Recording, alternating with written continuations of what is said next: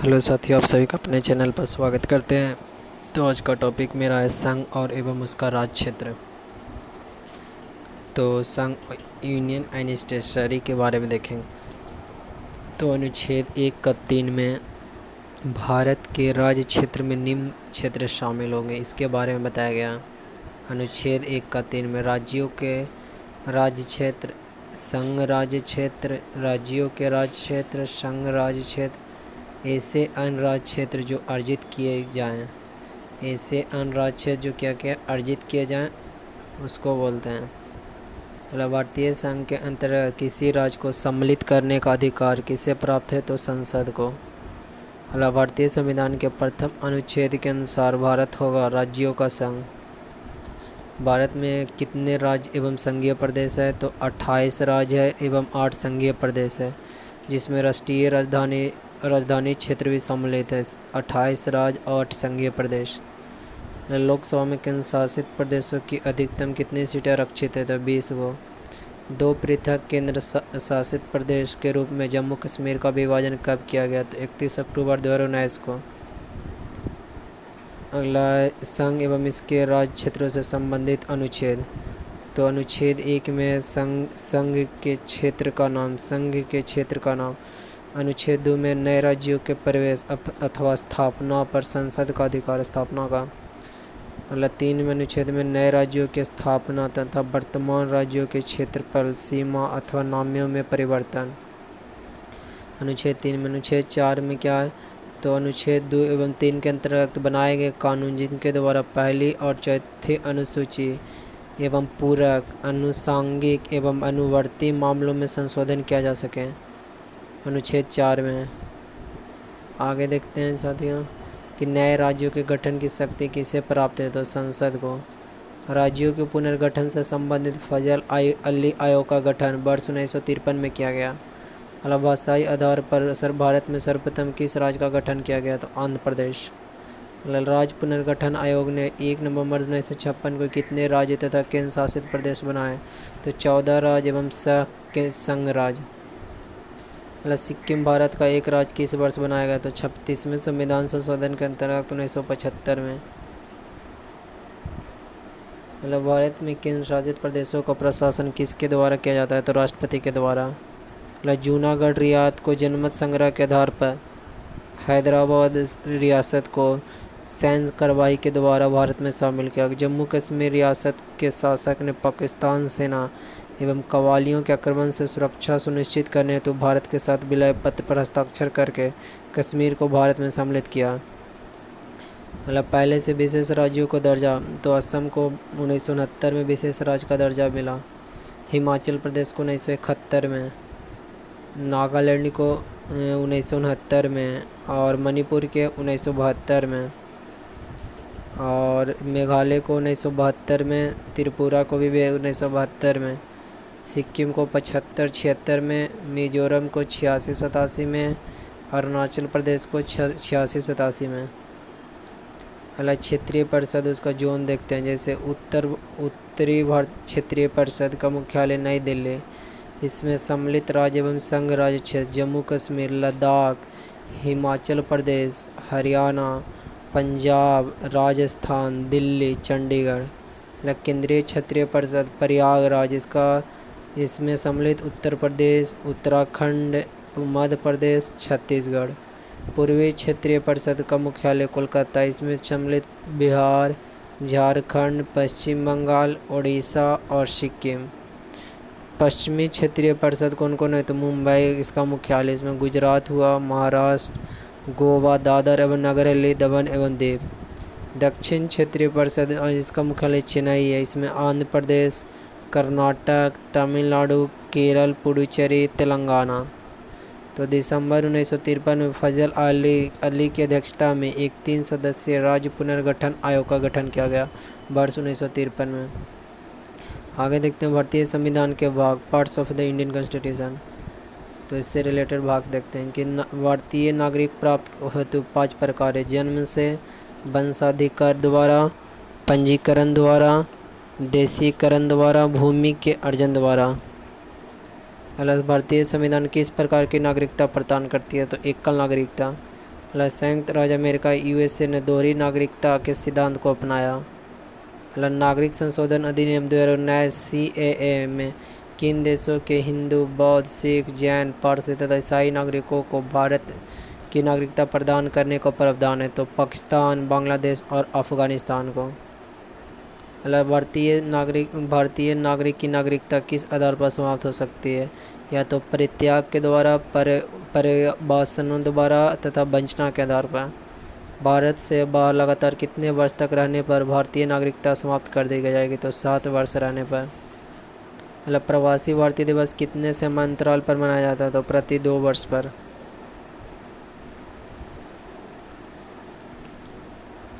आगे देखते नागरिकता से संबंधित प्रमुख अनुच्छेद। अनुच्छेद 5 में संविधान लागू होने के समय नागरिकता। संविधान लागू होने के समय नागरिकता। अनुच्छेद 6 में पाकिस्तान से भारत को प्रवचन करने वाले व्यक्तियों को नागरिकता का अधिकार। पाकिस्तान से भारत को प्रवचन करने वाले व्यक्तियों को नागरिकता का अधिकार। 7 में पाकिस्तान से प्रव्रजित व्यक्तियों के नागरिकता अधिकार। पाकिस्तान से प्रव्रजित व्यक्तियों के नागरिकता अधिकार। अनुच्छेद 8 में भारतीय मूल के वैसे लोगों को नागरिकता अधिकार जो भारत के बाहर रह रहे हैं। अनुच्छेद 8 में। 9 में जिस व्यक्ति ने स्वेच्छा से विदेशी नागरिकता प्राप्त कर ली उसकी भारतीय नागरिकता समाप्त मान ली जाएगी। 9 में। 10 में नागरिकता संबंधित अधिकारों की निरंतरता। 11 में संसद द्वारा कानून बनाकर नागरिकता अधिकारों का नियमन। अनुच्छेद ये सारे से हैं। अगला लक्ष्मण सिंह समिति किससे संबंधित है? दोहरी नागरिकता से। किसी व्यक्ति द्वारा भारतीय बैंक में धन जमा करके भारत की नागरिकता नहीं प्राप्त की जा सकती है। भारतीय संविधान में एकल नागरिकता का प्रावधान किस देश से लिया गया? तो ब्रिटेन से। भारतीय मूल के व्यक्ति पीआईओ को करधारक भारत में नहीं खरीद सकते कृषि भूमि। आगे देखते हैं एनआरआई, पीआईओ, ओसीआई करधारक की तुलना। तो परिभाषा देखते हैं। एनआरआई भारतीय नागरिक जो साधारणतः भारत के बाहर निवास करता है, भारतीय पासपोर्ट धारक होता है। और परिभाषा भारतीय नागरिकता ये भारतीय नागरिक ही है कि हरता ये है प्राप्त होने वाला लाभ, सभी लाभ जो समानता भारतीय नागरिक को प्राप्त होते हैं। वीज़ा नहीं है इसके पास, वीज़ा नहीं, मताधिकार दे दिया गया, मताधिकार दे सकता है। भारतीय मूल के व्यक्ति पीआईओ ये स्वयं या उसका कोई पूर्वज भारतीय नागरिक रहा हो एवं वर्तमान में अन्य देश की नागरिकता प्राप्त है जिसका पासपोर्ट धारक है। और इसमें क्या था? भारतीय नागरिक जो साधारणतः भारत के बाहर निवास करता भारतीय पासपोर्ट धारक। और इसमें क्या? भारत में कम से कम 7 वर्षों के निरंतर निवास के आधार पर आवेदन कर सकते हैं। प्राप्त होने वाला लाभ कोई विशेष लाभ नहीं है। इसमें वीज़ा हाँ, मताधिकार नहीं है। विदेशी नागरिक ओसीआई एक व्यक्ति जो विदेशी भारतीय नागरिक ओसीआई कार्ड धारक हो तथा नागरिकता अधिनियम 1955 के अंतर्गत पंजीकृत हो। कि भारतीय नागरिक संविधान लागू होने या उसके बाद नागरिक था, उसका भूभाग का निवासी जो स्वतंत्रता के भारत का अंग बना। और प्राप्त होने वाला लाभ FRRO एवं FRO वाले लाभ के साथ पंजीयन में से छूट। भारत में कितनी भी अवधि तक ठहराव के लिए वीज़ा जीवन में बिना वीज़ा आ सकते हैं और मताधिकार नहीं है।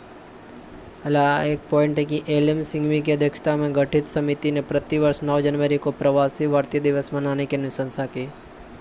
आगे पॉइंट है मूल अधिकार। तो भारतीय संविधान के किस भाग के अंतर्गत नागरिकों को मौलिक अधिकार प्रदान किए गए? तो भाग 3 में अनुच्छेद 12 से 35 तक। संविधान द्वारा मौलिक अधिकारों को लागू करने की शक्ति किसे प्रदान की गई? तो सर्वोच्च न्यायालय एवं उच्च न्यायालय को। भारतीय संविधान का अनुच्छेद 13 संवैधानिक प्रावधानों को संसद तथा राज्य विधानमंडलों द्वारा बनाए गए नियम कानूनों पर प्राथमिकता प्रदान करती है।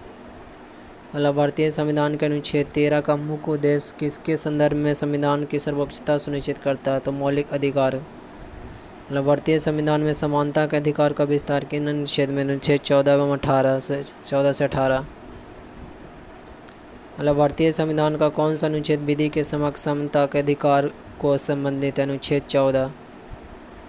जाति, जन्म, लिंग, मूल्यवान जाति, धर्म के आधार पर विभेद का प्रतिषेध। अनुच्छेद 15 एक मूल अधिकार है जिसे समानता के अधिकार के अधीन वर्गीकृत किया गया। भारतीय संविधान की प्रस्तावना में प्रयुक्त समाजवाद शब्द को किस अनुच्छेदों के साथ समग्रता में रखकर सर्वोच्च न्यायालय द्वारा समान कार्य के लिए समान वेतन का मौलिक अधिकार प्रदान किया गया? तो अनुच्छेद 14 तथा 16।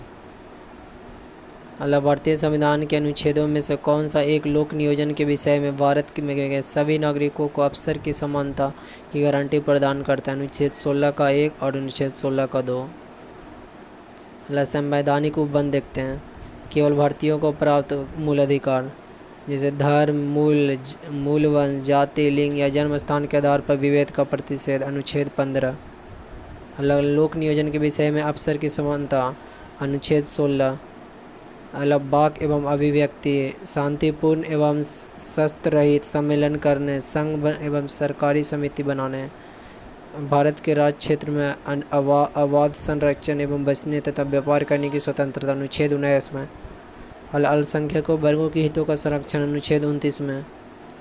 शिक्षण संस्थानों की स्थापना और प्रशासन करने का अल्पसंख्यक वर्गों का अधिकार। अनुच्छेद 30 में। आगे पॉइंट है भारतीय एवं विदेशी नागरिकों को प्राप्त मूल अधिकार। विधि के समक्ष समता एवं विधियों का समान संरक्षण। अनुच्छेद 14 में।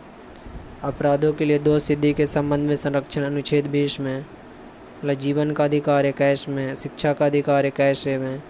कुछ दशाओं में गिरफ्तारी एवं निरोध में संरक्षण। अनुच्छेद 22 में। शोषण के विरोध अधिकार। अनुच्छेद 23 एवं 24 में। धर्म एवं संस्कृति की स्वतंत्रता का अधिकार। अनुच्छेद 25, 26, 27, 28 में। आगे संविधान के किस अनुच्छेद के अंतर्गत अस्पृश्यता का उन्मूलन किया गया? अनुच्छेद 17 के अंतर्गत। संविधान में अस्पृश्यता पर परिभाषित नहीं है। अस्पृश्यता निवारण अधिनियम 1955 के अंतर्गत अस्पृश्यता को बढ़ावा देना एक दंडनीय अपराध है। अनुच्छेद 18 का संबंध उपाधियों के अंत से है। भारतीय संविधान के किस अनुच्छेद में वाक एवं अभिव्यक्ति की स्वतंत्रता के मूल अधिकार का प्रावधान किया गया? तो अनुच्छेद 19 में। भारत के संविधान में प्रेस की स्वतंत्रता का प्रत्यक्ष प्रबंध नहीं है, परंतु यह स्वतंत्रता किस अनुच्छेद में अंतर्निहित है? तो अनुच्छेद 19 का ए में। आगे भारतीय संविधान में आर्थिक समानता इकोनॉमिक इक्वालिटी समानता के मौलिक अधिकार में सम्मिलित नहीं है। तो ये था वीडियो। अच्छा लगा चैनल को सब्सक्राइब करें।